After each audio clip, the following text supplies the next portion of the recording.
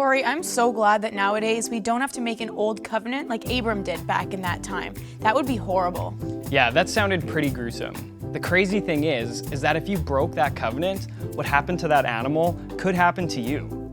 Yeah, that is pretty gruesome, but I think people would be more likely to keep their promises so that those horrible things wouldn't happen to them. Yes, that's very true, and it's great to be reminded today that we can always trust God. God can do incredible things, even if people think it's impossible. So let's watch this video about Lisa and how her dreams came true. Welcome to another episode in our series on trust. Today we're talking about trusting God even when things seem impossible. I'm on my way to meet Lisa now, so let's go and find out what her story is all about. I'm here with Lisa, and I hear you're actually quite an active and busy person. So why don't you tell us a little bit more about that? Well, the busyness comes partially from my 2-year-old puppy, little bull terrier that doesn't stop playing ever. And the other part, as a kid, I started acrobatics. I started as well with softball. And then in high school, I discovered a world of sports, so I started playing cricket. And then I went on to field hockey as well, and I kept playing that, and we came to Canada, and I was on the Ontario team. I played goalie, and we got to play, and we became national champions for a few years running. I just kept active that way. Now, back with the acrobatics, I know you mentioned that you had some really specific goals around that. Did you reach them? I did, but not in the way that I thought. Acrobatics became my life. And then I fell ill.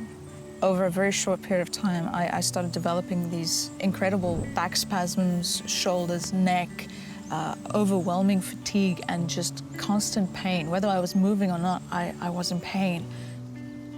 The only relief that we found was I would get cortisone shots directly into the spasms, 10 to 14 lining my spine and my neck.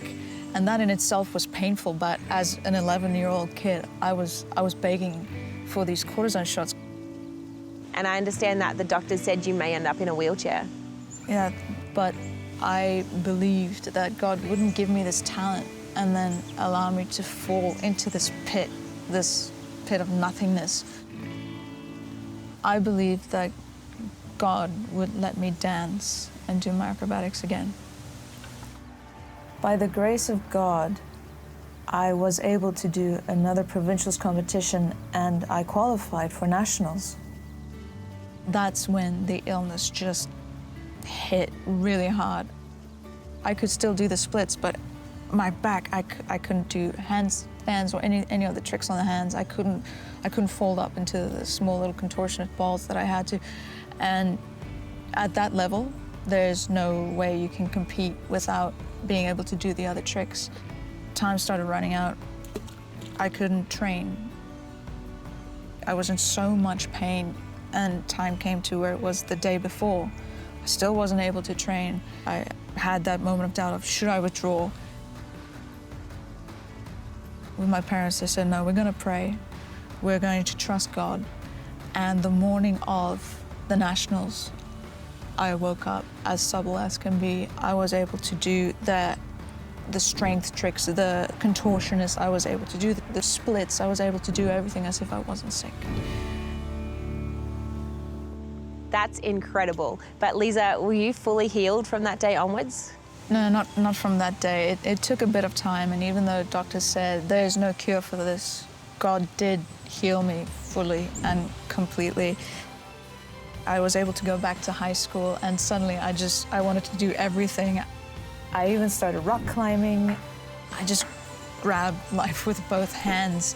I was able to reach my last goal of qualifying for the national championships before we immigrated to Canada, and for that, I can only thank God.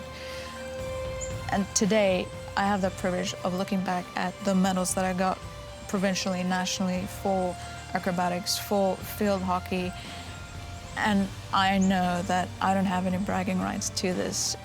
It's purely the grace of God. So whenever life runs away with me, I can always look back at those medals and know that it's a reminder that I can trust God even when things seem absolutely impossible.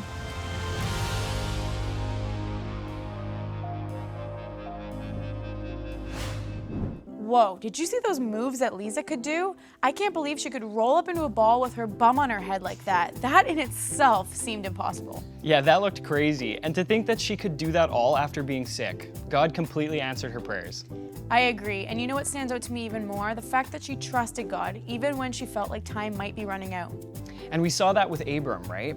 God made all of these promises to him that he thought was impossible. But it's so important that we don't give up and hold on to those promises until they happen. So let's go into our small groups now and see what that looks like for you guys.